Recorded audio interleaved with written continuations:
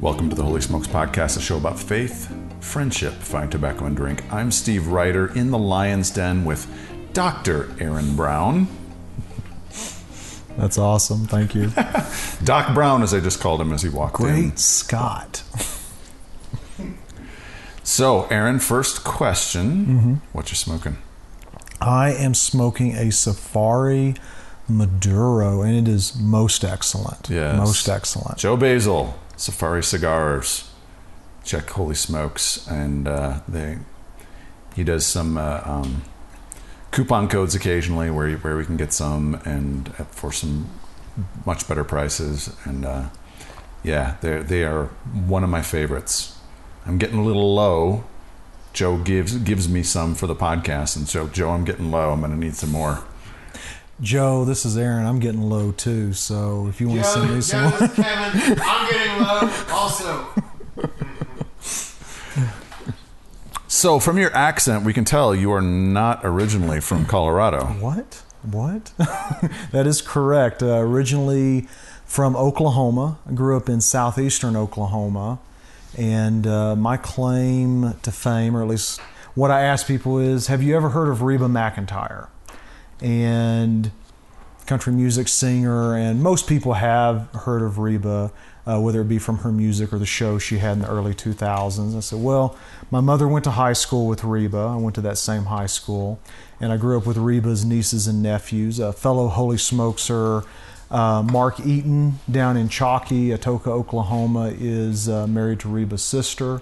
Wow. And so, really good friend. And so, yeah, I grew up in that area, that southeastern part of Oklahoma, and was there for the first 18 years. And then I went to a university in Tulsa, Oklahoma, and was there for about 15 years before I finally made the right decision and moved out here to Colorado Springs. So, yeah. Let's talk about growing up. What was it like? Where'd you grow up? Grow up in the church? Yeah, absolutely. So I grew up in a really rural community, about 700 people in my town, a little town called Kiowa, Oklahoma. So it's like Iowa, just with a K at the beginning of it. And we call it Kiowa here in Colorado because we have a town not that far away. Yeah, and Kiowa. the streets named after it here in the cities or downtown. Grew up in more of a Pentecostal Word of Faith tradition, so I did grow up in the church. My mother was my Sunday school teacher, which is embarrassing if you're a kid in your mother's Sunday school class. So she was Mrs. Brown, and I tried to call her Mrs. Brown because I was embarrassed at the fact that my mother was my Sunday school teacher. A town of 700 people, I'm sure it was kind of known throughout the church that she was your mother. Oh, yeah. I mean, there was no doubt about that. I'm just saying I was embarrassed, Steve. That's all I'm saying. But I remember one time I said... Hiding it from your friends. Right. I remember I said, Mrs. Brown, my mom goes, no, Aaron, I'm Mama. And I was like, oh. And so the embarrassment of that heightened. So grew up in the church, grew up in that Pentecostal charismatic tradition. Had a great time growing up in a small town. My graduating class was like 24 people, best I remember it. And what's great about those small schools is that you get to do a whole bunch of things. If you want to do them, you get to do them. And so not too much competition, but maybe there's also not too much talent if you get to do everything. Yeah. But when I turned 18... I graduated in the top 25 of my class. Right. Right. But then it's like, 24... And you came in at 24. So it was a good time. I'm very thankful and appreciative of the time I had growing up in that small community, and ended up... What was the family situation growing up? Siblings? So, mom, dad, brother. So just us four. What'd your parents do? More. So my father, he ended up having two careers over the course of my life. One was he was a boat dock builder, which may seem really odd when you say Oklahoma. Why would you be in a marina company in Oklahoma? Lakes. But there's tons of lakes. So Oklahoma has more shoreline than any other state in the lower 48. Seriously? More than Minnesota? Yeah, more than Minnesota. It's wild. So 10,000 lakes. So he did that, and then by the time I went to college, he had started working for the military base that was situated near McAlester, Oklahoma.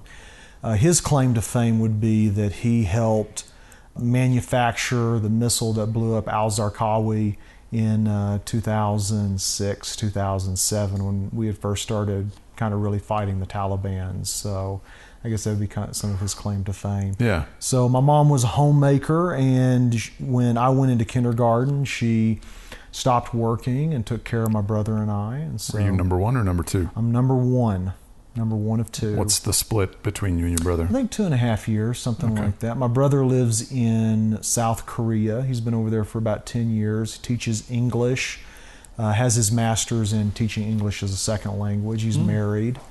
So he's been over there for a while, but yeah.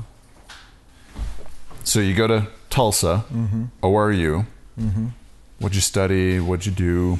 Yeah, I started out as a secondary education major, so I wanted to teach high school, and I wanted to teach history and civics, so that was my minor, history and civics.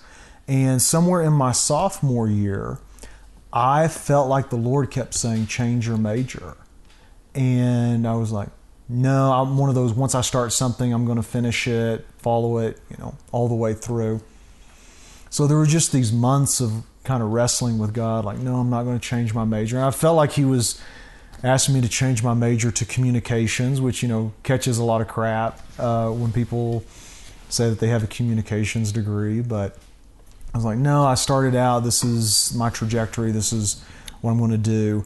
And finally, in prayer, wrestling with God about it, I remember one night I said, okay, God, fine. If you want me to change my major, then you've got to get rid of my current major. And I'll never forget, I said, that'll never happen. So a week before spring break, I walk into my advisor's office to ask some questions, Mrs. Garrison. And Mrs. Garrison stops me. She says, Aaron, what are you going to do now? And I said, well, I'm going to go home for spring break. I'm going to do this. And suddenly I realized we're not talking about my spring break plans. And I just stopped and said, wait, Mrs. Garrison, what do you mean? What am I going to do? She goes, well, now that you don't have a major. And I remember just standing there, like I was probably like freaking out, kind of had like that shocked look on my face. She's like, it's going to be okay. And I wasn't freaked out that my major was gone. I was freaked out because the Lord did the thing that I said, that'll never happen.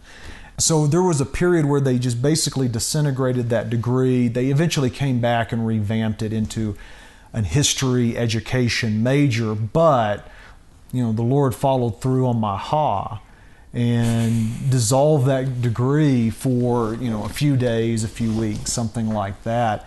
And so I ended up switching to communications, wasn't really sure what all that would entail. Initially, my thought was I'm going to do communications and then I'll go do a master's in counseling. And that was my game plan.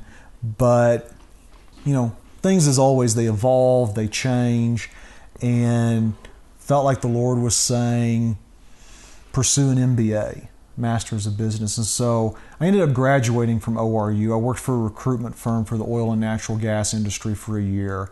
And then I got recruited back to come back and be a residential life director for the university. So I ran the largest men's dormitory on campus. So ended up there for 5 years doing that, working on the MBA, ended up earning an MBA in finance. That has been a really funny conversation the last couple of weeks because I teach finance for a university called North Central University online. And North Central Minneapolis? Not that one. No, this one's out of Arizona originally. Headquarters are in San Diego area. Yeah, so everybody looks at me like, an MBA in finance? I thought you had like a theology degree or something. No theology degrees here. So it's been fun having that conversation with people. And then finished the MBA, and I was like, I don't want to go back to class ever again. I don't want to sit in a classroom. I don't want to do any of that. It's so boring. It's so tedious. I'm done with school. And then for about a year, the Lord bugged me again. And I just kept hearing him say, pursue a doctorate. And I was like, no, no, there's no. And, I just did my typical, instead of doing the ha for this time around, so for about a year, I just heard that still small voice, pursue a doctorate. And eventually I said, you know what, God, if this is something you really want me to do, just start putting like some road signs, is what I called it. Put some road signs in my path that just reinforces that you want me to do this. And sure enough, I took on a new position at the university called Director of Student Experience, and eventually I would get another title with that called Director of Student Leadership Development. But I would just end up in meetings, and it was like a doctorate in pursuing leadership. And that's really what the Lord said, pursue a doctorate in leadership. And it just kept coming up. And finally you're like, okay, God, I get it. I'll do it. And when I became Director of Student Experience, I was really fortunate to just really knock it out of the park. The president of the university at the time was super pleased with everything I was doing. And I thought to myself, well, if any time's the time to ask for somebody to pay for this, this would be it. So I went to my vice president's office and got a lot of favor with him. And I said, hey, I feel like I should be pursuing this. I realize my position doesn't qualify for funding compared to some other positions in the university, but I'm just checking to see. I'm doing my due diligence. He goes, okay, well, you don't have, it's not you don't have that apportionment for this position, but let me get back to you.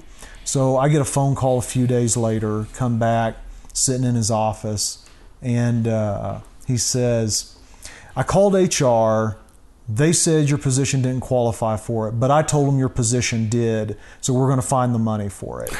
So half of it was paid for during my time at ORU, or 3/4 of it was paid for during my time at ORU, and it was a great time. I was leading about 4 or 5 different departments in the role that I was in, and so studying organizational dynamics and leadership, taking that theory and then putting it practical, real life really came home for me. So it was a really good time. And then in 2016, I transitioned out of ORU with the intention of moving here to Colorado Springs. I just didn't realize that God wanted to take me through a little bit of a wilderness experience. So tried out a few different things, started a coffee company, sold a coffee company, and ended up working as a director of strategic partnerships for a Sylvan Learning Center. So people who may not be familiar with Sylvan, works with kids who need tutoring, a little bit of a leg up.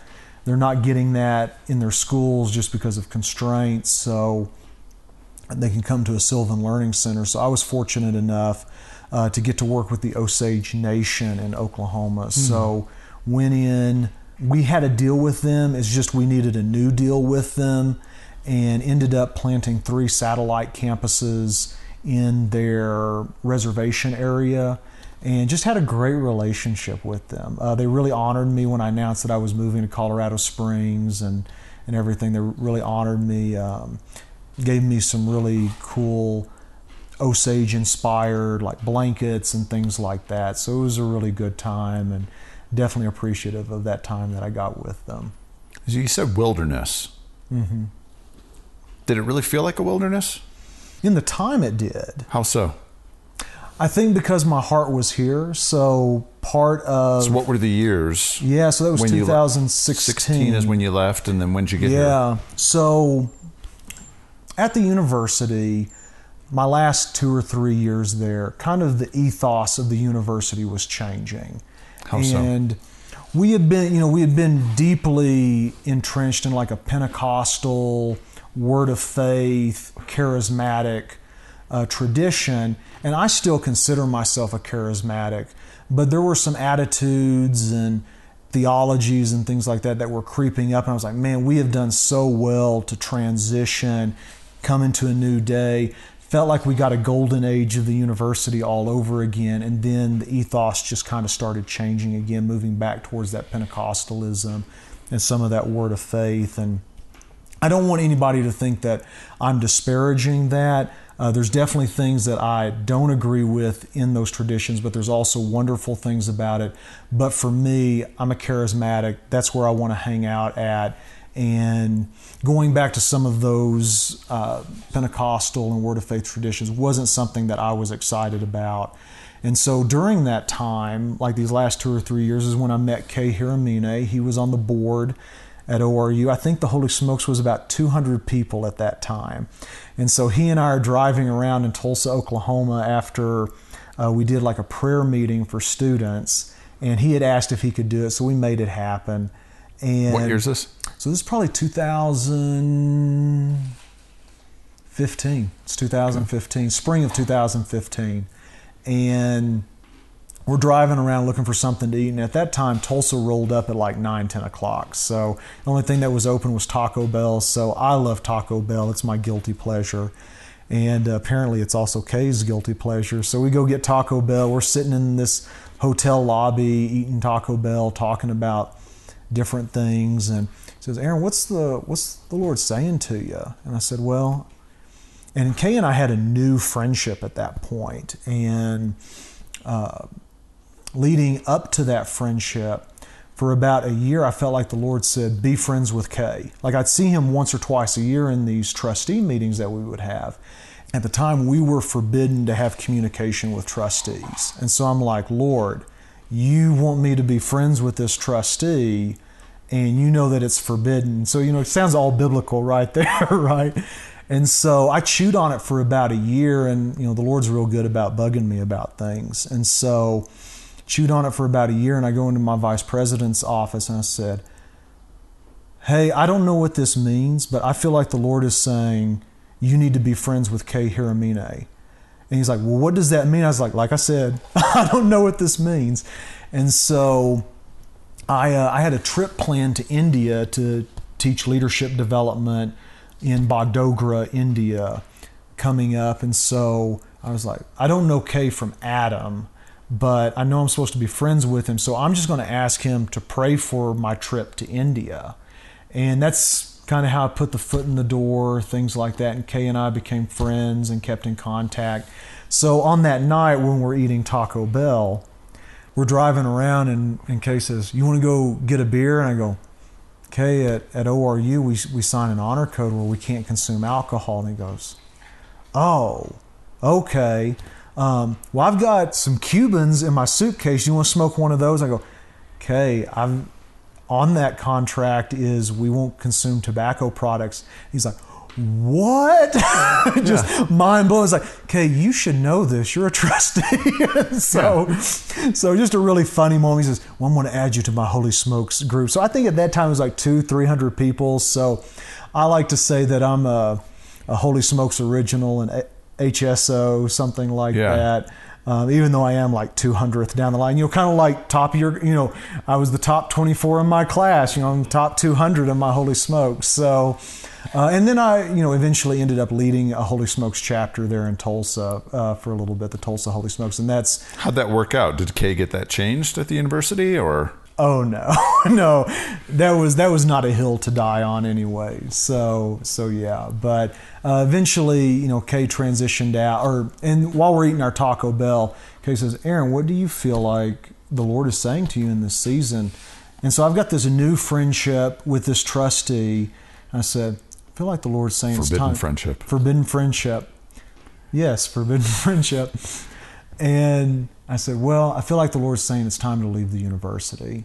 And he said, that's what I felt like the Lord say when I got to the campus this evening. And so that was just, something that I needed to hear, something that was, weird and out of the blue, and something that I ended up chewing on for the next few months. And I remember in September, I knew it was time. And so for anyone that's listening that's familiar with ORU, I was sitting in my office in the Hammer Center at ORU, and I picked up the phone. I called my mom, and she'd been a widow for about 2 years at that point. And I called her and I said, I'm moving to Colorado. You can move with me if you want to. She goes, sounds good to me. And so that's what I mean by, so going back to your question about the wilderness, not being able to get to Colorado for a couple of years, after I left the university and tried my hand at a few different things. I remember I drove up here for the 2017 Christmas party at the Cigarage, and I like cried most of the way up, like just teary-eyed, and I'm like, God, like it's been in my heart for, at that time, 10 years, I think, 10 years to move to Colorado Springs, and I've got friends there, and I know people, and the Holy Smokes is there. And, I've been watching everything going on at, Paul Philidis's yard and stuff like that. So you feel like you know people through the frequency and everything. And I got here, and then one thing led to another, and I had a job interview. I interviewed, drove back to Oklahoma the next day, did a couple of phone interviews from there, and then in, I think it was early February of 2018, I got a phone call, and I was driving, and said, okay, Aaron, you're our guy. Do you want to come? And like my heart stopped. And that was a bad thing because I was driving. So I felt like I was going to pass out while I was driving on this like big interstate in Tulsa. And I was like, I'm coming. I'm there. And so moving to Colorado Springs was one of the best things for me. I've still got friends in Tulsa who are like, when are you coming back? I'm like, I'm not. I'm not coming back. Yeah. Like, this has been so awesome being here, and I don't want to give it up. So yeah. So that time that you were with the Osage Nation tribe, what was that like? What did you do? Yeah. Well, I oversaw our satellite campuses, and basically what we would do is we would hire tutors to come out to our campuses and work with kids on their mathematics, their reading, spelling, things like that. We also did some advanced tutoring as well for kids that needed it. But at about each location, we had 2 or 3. We had 3. So, I mean, we probably had about anywhere between 10 and 20 kids at each location. So we would have tutors come out. I would tutor, work with the kids. I just have an extensive background in education. And so yeah, worked with them. And it was just a phenomenal time working with an indigenous people group and hearing their story. And it's funny because I've got a 0.1% of Native American in me.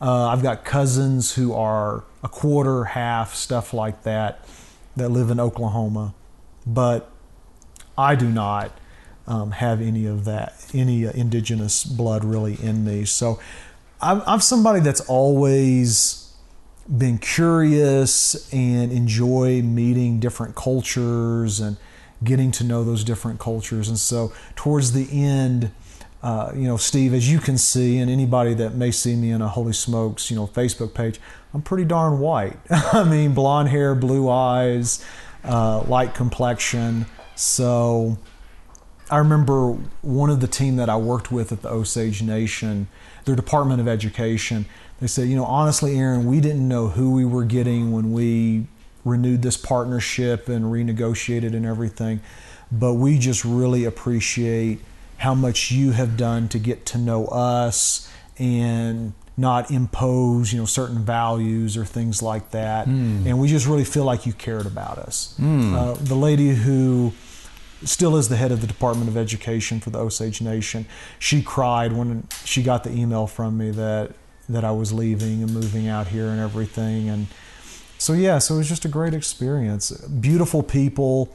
If you've never read the book Killers of the Flower Moon, there's supposed to be a movie coming out with Leonardo DiCaprio playing in it, but that book chronicles the forced removal of the Osage Nation out of Kansas. So the Osage Nation actually used to hunt buffalo from the plains of Kansas to Colorado Springs. Like they hunted those plains.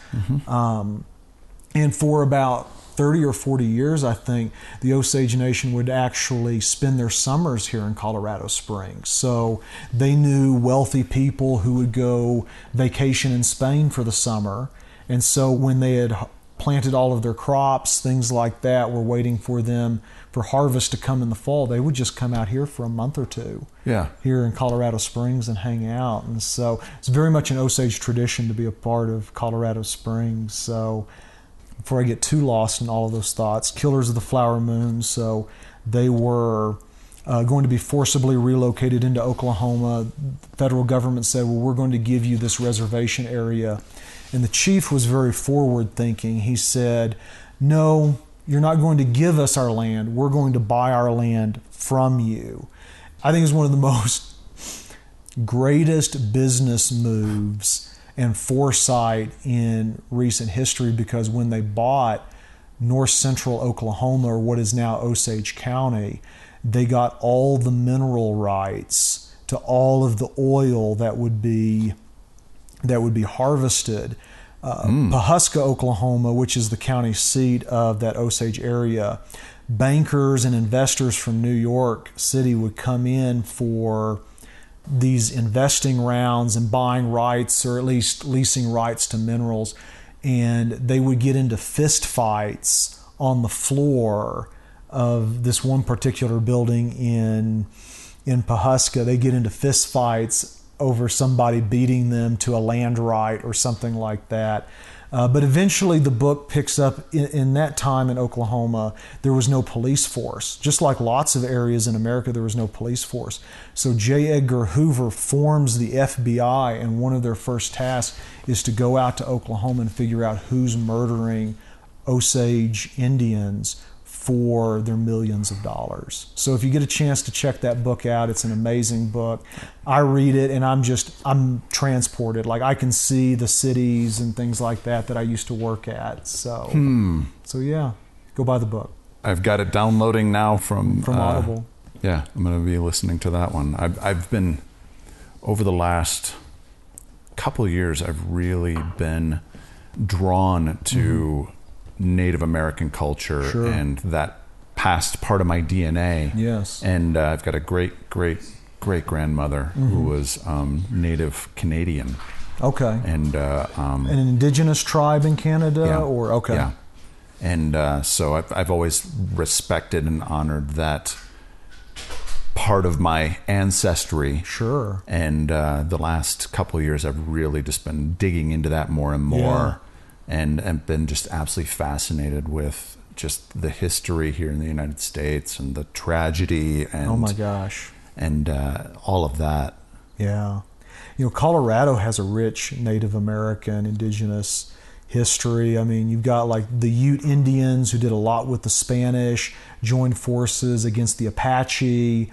The Apaches forced enforcement into a little community 50 miles east of Pueblo, and then overnight they all disappeared, and nobody knows where that Apache tribe went after they disappeared out there. But I mean, if you forcibly removed me to east of Pueblo, I'd leave too. I mean, that's just how it is. But a rich history here, like the Uncompahgre Utes and other Utes. It's a rich history. So yeah. So you get to Colorado Springs. What are you doing? Who are you working with? Yeah, I'm working with Summit Ministries. For most of 2018, I was their national classroom and operations coordinator, so oversaw 3 of the campuses here in Colorado Springs, but 2 campuses elsewhere in the U.S. I didn't realize Summit had campuses outside of Colorado Springs. They used to. I think they've rolled that back, and now I think Calvin College will be their only site, and that's out in Tennessee, I think is where that one is. So unfortunately, there was a financial downfall that year, so it was kind of last in, first out, and so I was laid off. Did some interviewing, things like that, and got thinking about it around Christmas. Been doing several interviews, and realized that my dissertation just was not getting done for my doctorate. And so looked at how much of my dissertation, looked at my bank book, looked at my dissertation. I said, I think I can do this. And so took 6 months off, essentially from working, and just got up every day, was sitting in a coffee shop by 8 a.m. working on that dissertation. And so July of last year, I did my big presentation, and I was thinking about it just a few weeks ago in July, that it had been a year since I'd done the presentation, and was just so touched because so many Holy Smokesers here in the Springs came out for that. I think they were the majority of the audience, and so that was just so touching. Really? Yeah. I mean, it was huge for me, like just, to be a part of a community, but for your community to also show up for you. In Oklahoma? Say that again. In Oklahoma, right? No, here. Oh. I did it here. Yeah. Oh, you did? I did the dissertation presentation here. Yeah. So Where at?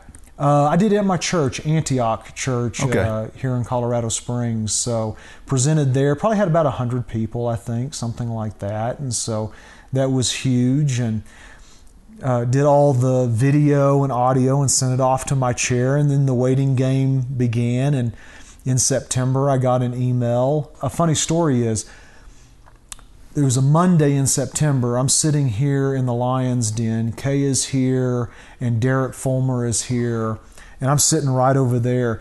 And Derek goes, "Doc, are you a doc yet?" And I go, "Man, not yet." So I was like, I just don't know what's going on. Well, Wednesday morning, I'm at a coffee shop with my longtime friend and also the worship pastor at Antioch, and I pull up my email. And on Monday morning, I'd received an email that said, "Congratulations, Dr. Brown." And I go, "Oh my gosh, I was a doctor on Monday." And Monday afternoon, I didn't know that when I told Derek, I don't know what's going on. And so I know there's like a sermon in there somewhere, like you are something, you just don't know. You just don't know because you haven't checked your email yet, something like that. But I always like to tell people I was a doctor before I knew it. I just hadn't checked the email. So I joke around with Derek about that every once in a while. But huge accomplishment, part of that. And I hope I don't cry, but part of that is I was the first one in my family to go to college. So the first one out of all my cousins, and I was the first out of my cousins to finish. And I think that, first out of my cousins to finish, first to get my master's, and then, first to finish my doctorate. And so that has had a good ripple effect. My cousin Tim ended up going back to school.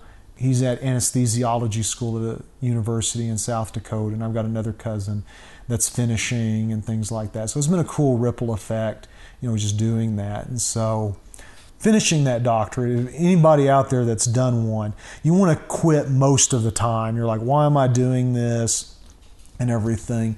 But I think for me, it was the last thing my father and I talked about. It was like the last dream before he passed away. So he passed away 7 years ago in 2013. And that was part of like what kept me, like I knew the Lord had said it, but I needed something, I needed heaven and earth to meet. And so, that earthly, this is the last thing we talked about. Heavenly, this is, the directive and everything. And so it was a journey. And finished that here in Colorado Springs. There's something special about doing that here, my new home and everything. And so yeah, it's been good. It's been good. But just for the record, Yes. I'm not crying. That was pollen from the trees, right, Steve? It's just one tear, but Just, it was pollen from the trees, right, You Steve? can cry on the Holy Smokes podcast. I guess so. We've gotten a few people to shed some tears over some stories. So you finished the doctorate, and you have a real heart for Gen Z. Yes. Talk about that.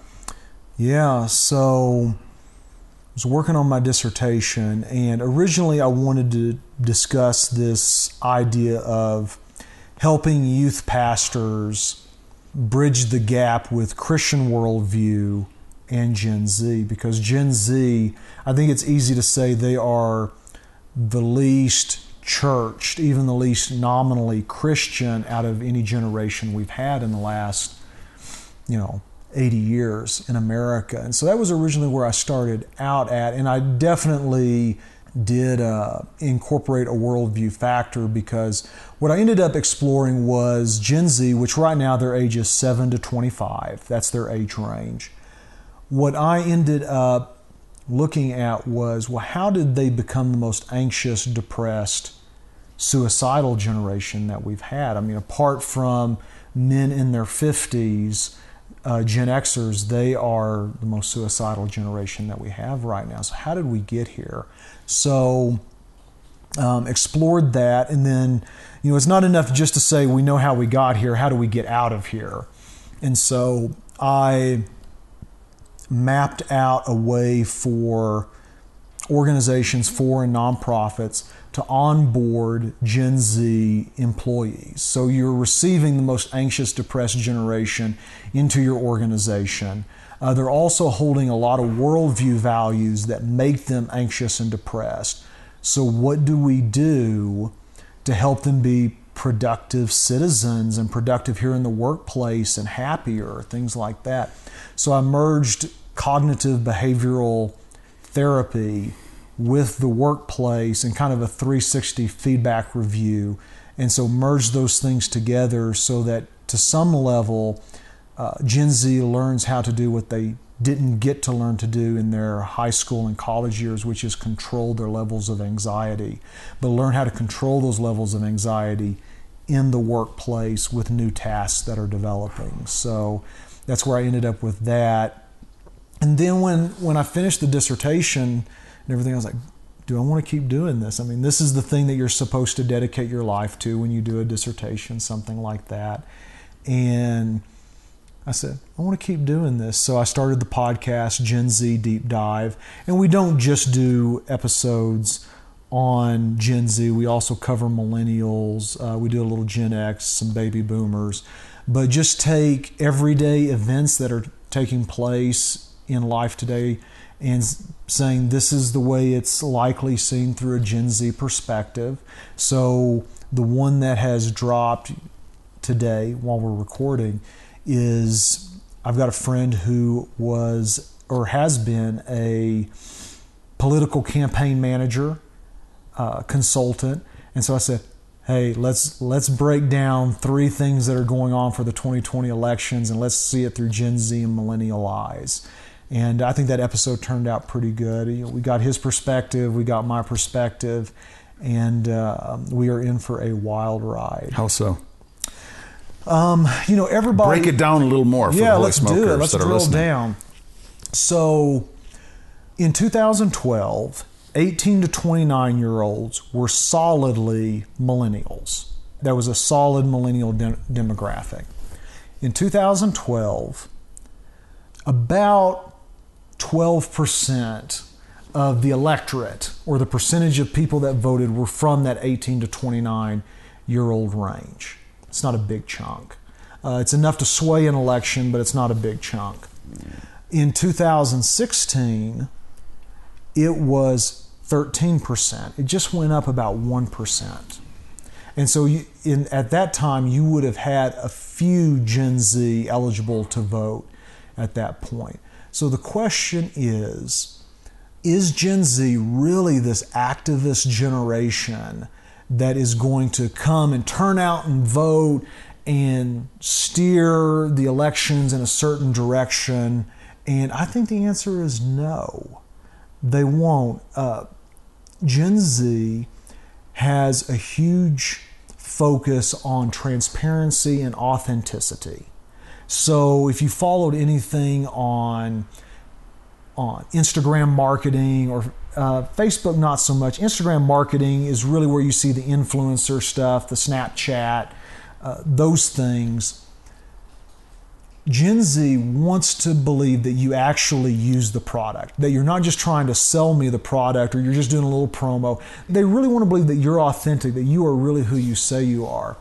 And though I think Joe Biden is authentically who he is, I mean, Nancy Pelosi, we've got that famous sound clip when asked about, the allege of rape or, misconduct by Joe Biden. She's like, well, Joe Biden's Joe Biden.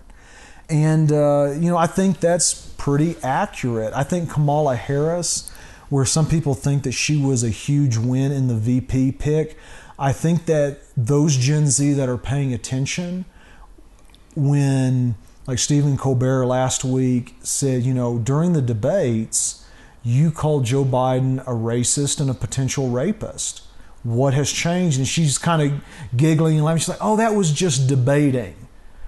Well, if you're Gen Z, that doesn't seem very authentic to you. That, like, you and I might say, yeah, they're debating, whatever. Maybe we're more principled than that to fall for it. But a lot of people would say, like, Trump insulted Ted Cruz's wife, said she was ugly or something like that.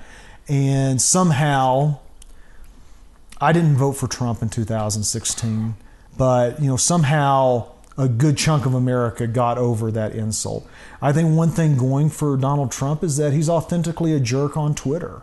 Like, he says these, mean, but maybe factual, maybe infactual things on Twitter, but he's consistent with it. And so that seems authentic to a generation. So 22% of Gen Z that's been polled says that they're going to vote for Trump. I bet they will vote for Trump.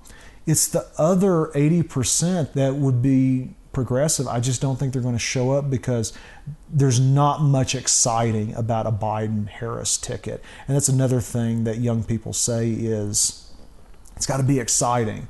And if you've watched the DNC ratings from the last 2 days, it went down 50% yesterday. So it was like day 2 or something like that. It was down 50%. People aren't watching. They don't care. They're not tuned in. So it'll be interesting to see how all of that shakes out. And, we won't know for a while how Gen Z voted, but I do think I'll be proven right that maybe we'll get another percentage increase. Maybe it'll be 13% of ages 18 to 29, but I think that'll be as high as it goes. So you're big into generations. Where's that foundation really come from? Yeah, that's a great question, Steve. When I was working on my dissertation and my Gen Z material, I knew something was missing. And I remember praying, saying, Lord, I know there's something missing that's vital to this project, but I don't know what it is. And so I had scheduled, it was kind of a Hail Mary email to, I think his name's David Cho. He's the Vice President of InterVarsity for Innovation and Evangelism. And so I just kind of sent this Hail Mary email saying, hey, I'm a doctoral student. I see that you do this with millennials. I've got some questions about Gen Z. Would you have 30 minutes? And that, when you say do this with millennials, do just evangelism, because I had this worldview component. And so I was like, hey, I see that you do evangelism with millennials and things like that. Can I just pick your brain? And so while I'm picking his brain, he said, well, yeah, I created my framework for millennials out of this book called Generations. It's a book written in 1991 by Strauss and Howe. Go ahead, I see your head nodding. Yeah. It's in my opinion one of the best books that I've ever read in terms of so thorough understanding Western culture, where we're going, where we've been. So dig into that. I want you to dig into that because it's something I don't think I've talked about on the podcast yet. Yeah. And so let's spend some time here because so there's some really, really cool stuff about where we are, where we're heading, where we've been. Yeah. So one thing that Cho said to me, he said, I decided to develop a driving question. I was like, okay, unpack that for me. He said, there had to be a question that could kind of sum up what Gen Z was searching for or their ethos to this generation. And his question that he developed out of the generations theory that Strauss and Howe came up with was, what is beautiful? So he said a millennial generation is asking that question. And when I look back on it, I'm like, oh my God, he's right. Like my generation, I'm a millennial, so I grew up in, all of, like I go back and I read Strauss and Howe, I'm like, they got me there, they got me there, they got me there. And my generation is a generation that believed, and to some degree still believes, in this idea of your dreams can change the world. Maybe that's a great way to put it. Even with the way that I said that, I know some people are like, do dreams not change the world? Like, what is he saying? What I'm saying is I'm still chewing on that because I think that my generation has lost the biblical principle of vocation, that anything that you do, the Lord can be glorified in that task and activity. So I think my generation chases after things that will, after jobs that they think will make them happy, when ultimately no job can make you happy. It can bring you 50% satisfaction, 60%, 70%, 80% if you really have a great job, 80%. But no job is ultimately fulfilling, just like anything is not ultimately fulfilling.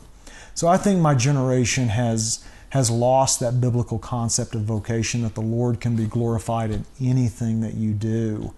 So everything that I've said, that's why there's like a wording a certain way or something like that, because I'm still chewing on these ideas. So when Cho said that, I was like, I need to come up with the driving question. I think that's the right way to go. And so the driving question I ended up with Gen Z is, am I safe?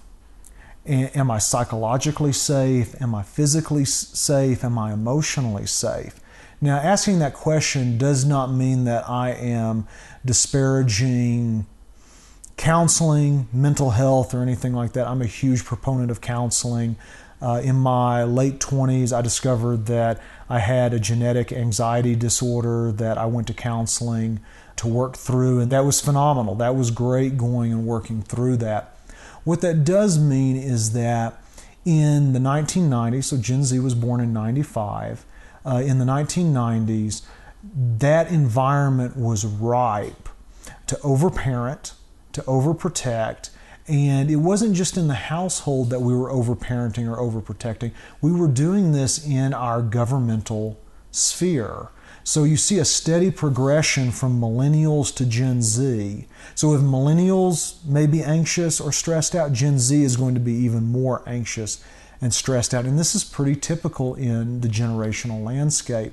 So to bring this all home, I took Generations, Strauss and Howe's Generations, but I also took their later book. It was about 7 to 9 years later, they wrote a book called The Fourth Turning, which, if you follow the Trump administration and Steve Bannon reads that book every year and believe that this was a pivotal time that we are in an American crisis, and this was the time to win the crisis. And so I actually think Steve Bannon is right about that. I think we have been in what is called a secular crisis since 2008 with the financial crisis.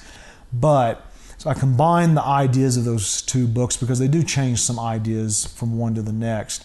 And what you end up with is this idea that generations repeat themselves in series or cycles of 4. So the last time we started over this generational cycle was with the baby boomers. And so I combine Strauss and Howe's terms and I call them idealist prophets. And so they set the stage in our last Great Awakening. So people may not know, maybe they're familiar with Jonathan Edwards in the First Great Awakening. Maybe they're familiar with the Second Great Awakening. Charles Finney in the second, and then Billy Sunday in the third. And I know there's people out there who would argue with me about Billy Sunday being the Third Great Awakening. I've got a good reason for that. Feel free to email me or hit me up on Instagram. Let's hit it up about that. Super quick. Yeah, so it's Aaron at draaronbrown.com, Dr. Aaron Brown. It's AARON. And then on Instagram, I'm just IGD_Aaron Brown. So feel free to hit me up on either one of those platforms. But then Billy Graham was the evangelical Christian leader in the Fourth Great Awakening. But we had something happen in the 1960s that nobody had considered in previous Great Awakenings, and that was the sexual revolution, feminism, the beginning of a solidified or ingrained New Age, psychedelics, drug culture.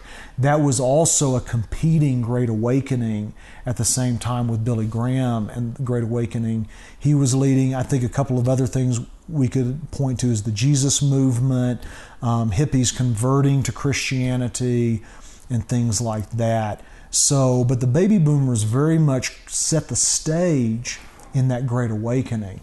Whatever happens in that Great Awakening, about 40 years later, will create what's called a secular crisis. So you have a spiritual event called a Great Awakening that it's a response, it's a counterculture move against the decadence that we experienced the 20 years before.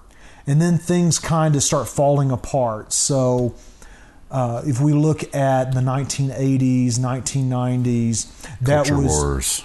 Say that again. Culture Wars. Culture Wars. It's called an unraveling. So there's 4 seasons. You have an American high, you have an awakening, you have an unraveling, you have a crisis. And so, In past crises, we can think of crises. yeah, We can think of World War II and the Great Depression, the previous one, Civil War, Civil War, previous to that, Revolution. the American Revolution. American Revolution. And before that, the one before that would have been like the French Indian Wars, Puritans, things like that. That would have been the other crisis that happened in America before the Revolution. And we're smack dab in the middle of a crisis right we now. are man. Yeah, I think it's going to last 4 or 5 more years, but we are in a crisis right now. And so Falwell's moral majority is part of those culture wars. It's a response to the success of the awakening. And, we've also got little economic crises that, have kept pushing us, kind of this way. A lot of people would think 9/11 was a huge crisis, and probably in the grand scheme of things it wasn't, because it didn't lead us to a war that we could say this war is over. It led us to a quiet war. Like, we're always waging a war on terror. And for the most part, it's been away from U.S. soil, so it's kind of out of sight, out of mind to some degree. But Gen Z, people would say, Gen Z is really influenced by 9/11. They're only 5 or 6 when 9/11 happened. So if that's the case, then you don't really remember too much that's going on when you're 5 or 6. What Gen Z does remember is the 2008 financial crisis, when their Gen X parents get hit hard again by a financial crisis. Then we see the landscape shift with Supreme Court rulings and what is marriage. And, depending on what side of the fence you're standing on, these are wins or these are losses. Definitely, transgenderism and how do we interpret that and how do we live with that in America is part of the crisis. And so really what I think we are in, and it's the first time in these cycles of crises, we're not in a physical war. We're in an ideological war. And so this crisis is about who wins this ideological war and who is the gray horse. That's one thing that Strauss and Howe talked about in The Fourth Turning. And this is the champion. This is the champion that's going to change the course of history for America for the next 20 years. So if Biden and Harris win the presidential election, they'll likely shift the course of America towards one ideology, and that'll take place over the next 20 years. If it's Trump, same thing, just a different ideology. And so, we could wax eloquent about Trump's philosophical and, is he a conservative? Spoiler alert from me, I don't really think he's a conservative. I don't think we're seeing traditional conservatism from Trump. And what we're also seeing, especially with our millennials and Gen Z, they're shifting to more of a libertarian republicanism as opposed to, what we would traditionally think of as I see a lot of that in Gen X too, though. And part of it could be the fact that we're here in Colorado, the birthplace of the Libertarian Party. Oh. Colorado Springs Yeah. was where it was founded, and the headquarters is I didn't up know in, that. Yeah. I voted Libertarian in the last election, so. Yeah. I couldn't do Gary Johnson. I ended up going independent, voting independent. Yeah. I regret it because I really didn't give the abortion thought more. I should have given it more thought in that libertarian thing, and that was a big issue to me. So I didn't really feel like I thought that through very well. You were in Oklahoma at the time, right? I was, yeah.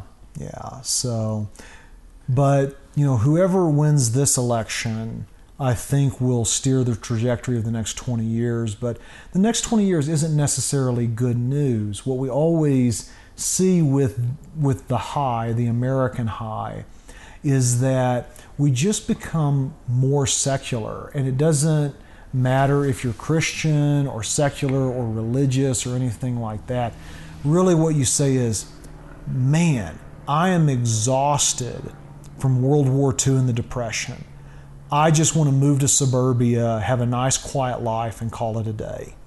And what I think will end up happening is Biden and Harris win, will normalize a certain ideology. If Trump wins, we'll normalize a certain ideology. But ultimately, we'll just say, well, thank God that's over. And now I'm going to live my nice, quiet life and retreat. And then, by about 2045, something like that, The next awakening. we'll have the next awakening, and we'll say, man, I feel spiritually dead. You know, whatever your religion is, you'll say, I feel spiritually dead because of, you know, what I've grown up in, or just my abdication in life, things like that. But that's when Gen Z will start to come alive, is in that next, you know, in that awakening time. They're going to be those leaders of the youth that's going to be the fuel behind that next awakening. Let's hope so. I mean, that's kind of what happened with civil rights in the 1960s. The silent generation was kind of the grandfatherly type figures of that. Gen Z will say, I'm tired of playing it safe. I want to play it risky now. But typically what happens with that Gen Z generation, so Gen Z, their designation is adaptive artists. And so they're going to want to move away from the safety element and play it risky. But us millennials, and then the generation that comes after them, the idealist prophets, kind of the new baby boomers, will say, no, get back in your place. This isn't the part that you play in history. You are, you know, you're this glue kind of in the middle. So yeah, that's kind of how it'll go. I'm hoping it doesn't go that way for Gen Z. I really want to see them, you know, emerge from the cocoon, take flight, really, you know, take command with all their giftings and talents that they have.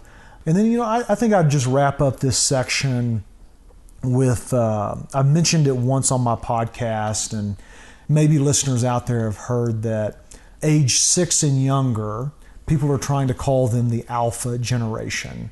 And I'm just going to be perfectly snarky with this. I think that is an incredibly unimaginative designation for a generation.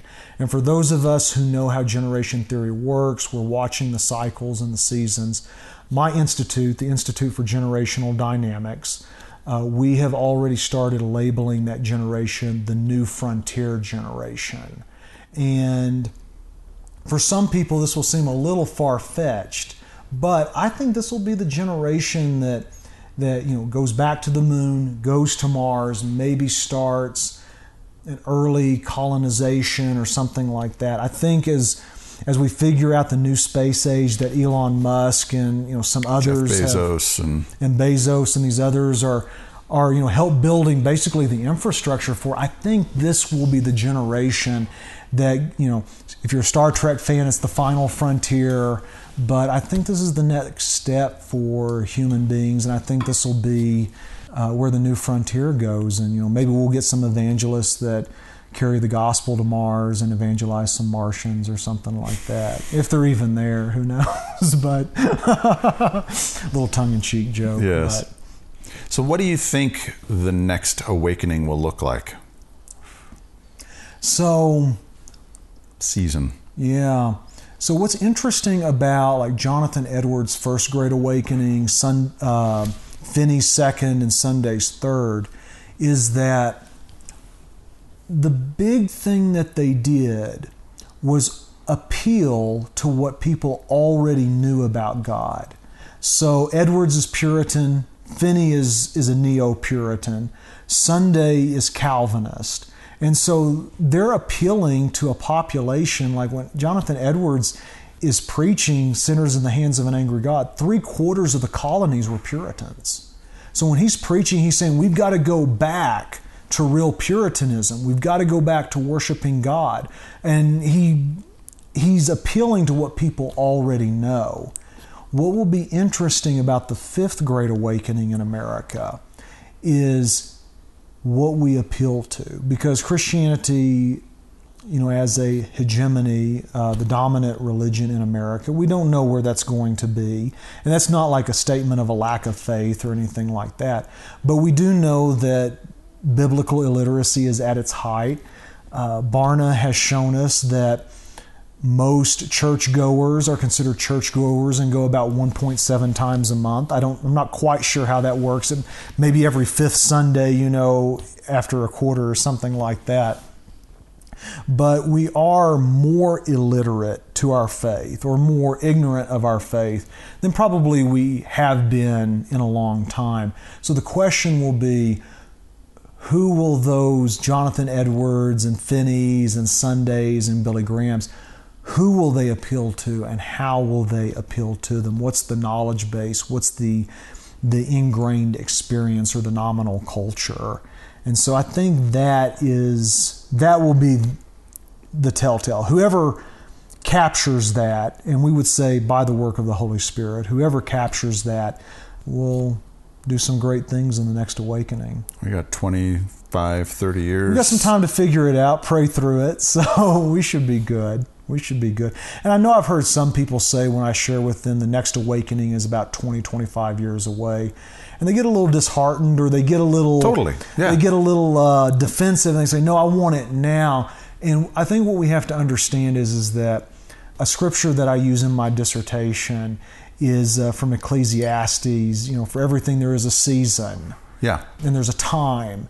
And we have these seasons and this time, a Gen Xer, Steve Ryder, a millennial, Aaron Brown. We have time, and I would say a vocation, to lay the infrastructure for the next awakening. So, let's not get too beside ourselves about timing or anything like that. Let's make sure that we're doing the work so that the awakening does happen. Totally. Yeah. And for boomers, really, something that I have told them about that next awakening is the scripture that when Solomon finished the temple and everyone finally went away after all, the people marveled at what God had done for his son David. Yeah. They were the ones that David was the one that got credit even though he wasn't there. Yeah. And so, boomers can really be sowing into That's exactly right. Gen Z. They can really be sowing into millennials. They can really be sowing into these ministries that are laying the groundwork for this next awakening. Yeah. And that's not to mean good stuff isn't going to happen in the meantime. Not at all. Good stuff happens. Yes. And you can be a part of that. Well, but the big harvest, the big, awakening really is going to likely happen after the boomers are gone. Yeah. And I would say, we've got to look at that American high and see the groundwork that Billy Graham laid a lot of groundwork in the American high that eventually got him to the Great Awakening. But Oral Roberts and I would even say like a Kenneth Hagin, and those are kind of, from my Word of Faith background a little bit, but those figures were pivotal in changing how evangelicals viewed God. And so if they had not started shifting that in the American high, how we positively see God in the church today may not have happened if they hadn't laid that groundwork. So, Oral Roberts was like, God wants to do something good for you today, tonight. He's got a plan for your life, things like that. And those were ideas that had kind of fallen by the wayside for the most part. So we definitely have a part to play. It's not just sitting around twiddling our thumbs like, okay, I got 25 years. No, you've got 25 years to carry out your vocation and to help make this happen for another generation. So yeah. So what are you doing now in terms of ministry, in terms of vocation, in terms of your direction? Yeah, so right now I'm teaching finance for a university. I really enjoy that. I also do some consulting around generational dynamics and helping some organizations target the messaging. Some people may say the meta messaging for a generation. So I do a little bit of that. And then I also am the director of our millennial ministry at my church, Antioch. So I got a few things keeping me busy, but I love it and love working with millennials. Again, I am a millennial, but yeah, so those are kind of things I got going right now. And for the lady holy smokers that are listening, this guy's single. He's single. Very single. Ready to mingle. Are there any lady holy smokers my age out there? Yeah, there are some. Okay. There are some. They'll slide into my DMs later. Especially on. after the Babylon Bee interview where we talked about last week. So last week I was on Babylon Bee and we talked about holy smokes, and we've seen a nice bump in our downloads. And so a very, very nice bump in our downloads for the Holy Smokes podcast. That's awesome. And so especially after what Ethan said about us on the Babylon Bee podcast. That's awesome. So, all right, Aaron Brown, let's get to rapid fire questions. Fantastic. Hey everyone, before we get to the rapid fire segment, I wanted to reshare a note that Kay and I got from an 80-year-old listener that lives in Southeast Kansas and still works in his small town family business. He told us, I really lack male friendships because so many of my friends have passed the last few years, so I would value a group of men to spend time with. I'm learning some valuable lessons through the podcast and wish I was 30 rather than 80. I plan to stay tuned for more interviews. May God bless you and your group in 2020. He also talked about how he wrestled with the concept of men and women partaking in fine tobacco and drink because of the church and denomination he grew up in, but the podcast is changing that. When I showed this to Kay at his house recently, we both started tearing up. This is my why for doing this show. So if that moved you, would you consider partnering with us? Kay and I want to develop the website to better facilitate groups. We want to travel and get your stories for the podcast. We want to get back to doing 2 episodes a week, but we need your help. There are 2 simple ways you can help us out. Become a regular supporter at patreon.com/holysmokes. That's patreon.com. For as little as $5 a month, you can get early access to episodes, ad-free versions of the podcast, free swag like a Holy Smokes t-shirt, and more. That's patreon.com/holysmokes. You can also make a one-time tax-deductible donation at paypal.me/holysmokesclub, and both of those links are in the show notes. Thanks.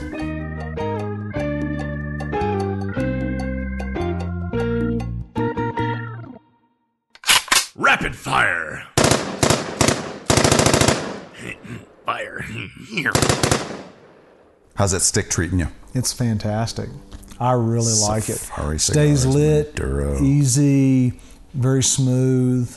You know, like some cigars, especially if they haven't been in a humidor for a while, you know, it just feels like you're sucking through a straw.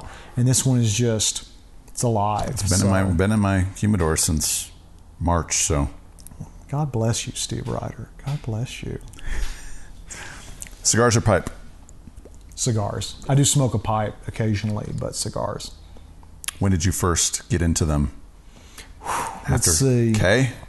So it was probably the day I left ORU when I could smoke. So Yeah. went and bought a pack, got a case of beer. Somebody gifted me a case of actually Fat Tire. They gifted me a case of Fat Tire, and so had a little Holy Smokes, Tulsa Holy Smokes at that time. Had some friends over, and it was a good time. So Favorite cigar? anything that's typically a Maduro and, you know, rich in flavor. I'm starting to experiment more with like the Connecticut wrapper and like a more mild form, because sometimes if I don't time it just right and I smoke one of these, I'll be up till 3 o'clock in the morning. And so trying to learn how to time some of those. So Best dollar for dollar cigar? it's a great question, man. I just don't think you can go wrong with a My Father's. That's just my opinion. Your go-to place to get your smokes? I go online to get my smokes. So Thompson Cigar, I'll order from, and then cigarpage.com. But if not, if I'm here in the Springs, I need to grab a stick, I will typically go to Old West here in the Springs because they've got a pretty good, Old West and Stag. I spend more time at Stag, but. Favorite liquid pairing with your smoke? So I used to be a bourbon guy. Used to? I mean, I still like it. Don't get me wrong, Steve. I've really been getting into scotches more, and so, but for this interview, you noticed I brought in some Irish whiskey. It's Conor McGregor's Proper 12. So, you know, if you're into UFC and boxing, you know who Conor McGregor is. But I just think this is so much better than Jameson, and I just like it a ton. So it's my go-to, what I keep stocked at the house. Most interesting person you've met through cigars? Wow, that is a great question. You know, let's just give a shout out to the Pope of the Smoke, Kay Hiramine. We'll just do that. The Godfather of Holy Smokes. Godfather, Pope of the Smoke. Most memorable cigar experience? Man, you know, we're so fortunate here in Colorado Springs to have so many memorable experiences. I mean, we have just such a phenomenal community here. I would say that when it's more of a scenario. But when I'm sitting like here in the Lion's Den and sitting with a few of our older members who are maybe like age 60 and up, something like that, and you just feel like you're with kind of the grandfathers of the Holy Smokes and something like that. There's something special about that for me. So I would say anytime something like that happens. Marvel or DC? Man. So I like the Marvel movies so much better than the DC movies.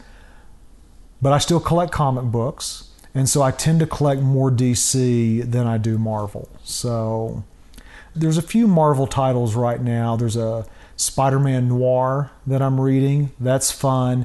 And then Peter David just revisited a Hulk story he did back in '92 about Future Hulk. And why is Future Hulk ruling the universe or something like that. So that's been fun as well. Star Wars or Star Trek? Star Trek. Favorite food? That's a tough one, man. I love a lot of ethnic foods, but if I'm going to do like a Southern throwdown or something like that, we're going to fry some chicken. That's what we're going to do. So, what are your spices in your fried chicken? Man, that's a secret recipe, Steve. I can't give you that. Dogs, cats, neither, or both? Oh, dogs. I've got a little dog named Fenrir, and I named him after a Norse wolf god, Fenrir. He thinks he's a Norse wolf god, and he's only 30 pounds, so he just thinks he's bigger than what he is. Nickname growing up or in college? So nickname is, growing up was Boo, or Boo Boo. My dad would say, "This is my little Boo Boo," and everybody thought he was saying that I was his little accident. Yeah. And that was just what he called me. He was like, no, we planned on him, but I just call him Boo, Booly, Boo Boo. Since college, Brownie was something that kind of stuck in college, and then most everybody calls me AB. So Doc Brown. Doc Brown. Doc Brown, we now call you. What's one unusual fact, that few people know about you? That I enjoy musicals. What? I enjoy musicals, the theater. That's a little known fact about me. Favorite 3 books not titled the Holy Bible?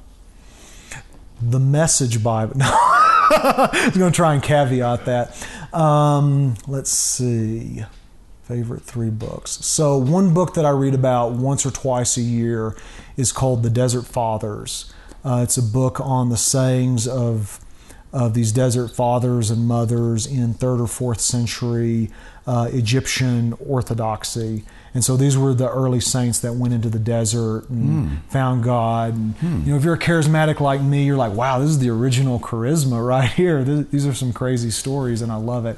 So that one, it's called, I think it's called Listen to the Desert is the name of that book. So I read it about once or twice a year. There's a book that I really like that I used to give away frequently, was Richard Foster's Spiritual Disciplines book. So I used to give that away a lot, and I like that one.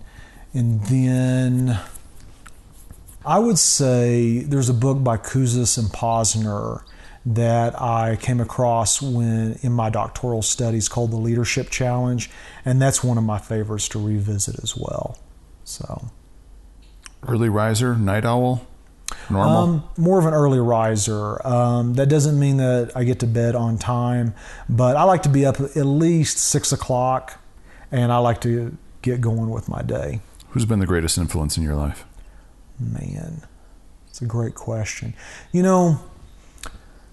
I have had so many positive influences in my life, and I've been so fortunate. I feel like I stand on the shoulders of giants. I would say there isn't just one person. My mom definitely has been a huge influence in my life. She was the one that led me to the Lord when I was 5. So I want to give her a shout out. I would say Mr. Ryan, my high school history civics teacher. I would say Dean Clarence Boyd from Oral Roberts University. I would say my second dad, Dan Guajardo, who was my vice president when I worked at ORU. And Kay has been a great friend as well in my life. So, what do you do for self-care, to rest, to recharge?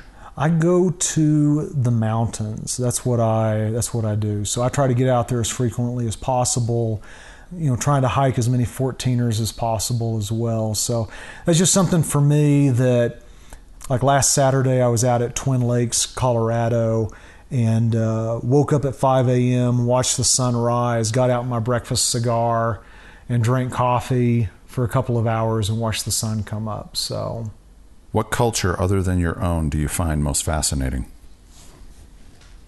I'd say any culture that prioritizes honor, and those honor traits I find very fascinating. So anytime I come across like honor-shame culture, that mesmerizes me, but also just the idea of honor in general.